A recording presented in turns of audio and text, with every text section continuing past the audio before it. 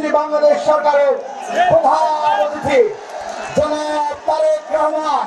পরিবেশ রক্ষা ও জলবায়ু সহনশীলতা জোরদারে বিএনপির ইশতেহারে ঘোষিত অঙ্গীকার দেশব্যাপী নদী নালা খাল জলাধার খনন ও পুনঃখনন কর্মসূচির উদ্বোধন করেছেন প্রধানমন্ত্রী তারেক রহমান।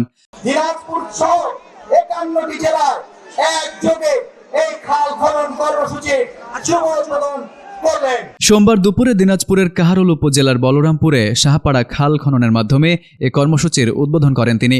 একই সঙ্গে তিনি ভার্চুয়ালি দেশের 54 জেলায় খাল খনন কর্মসূচিরও উদ্বোধন করেন। আমাদের এই বাংলাদেশের নতুন করে বাঁচতে শেখানোর নেতা 12 কিলোমিটার খাল পুনঃখনন কাজের মাধ্যমে একযোগে দেশব্যাপী খাল খনন কর্মসূচির সূচনা হলো। প্রথম দফায় 6 মাসে 1200 কিলোমিটার ও পর্যায়ক্রমে 5 বছরে 20,000 কিলোমিটার নদীনালা ও খালবিল খনন করা হবে। আজকে ভাবে এখানে খাল খনন শুরু করলাম। সমগ্র বাংলাদেশে ইনশাআল্লাহ আগামী 5 বছরে আমরা প্রায় 20,000 কিলোমিটার খাল খনন করব। M1 TV news desk. এই খাল খননের মাধ্যমে আমরা যেরকম পানির সমস্যার সমাধান করব,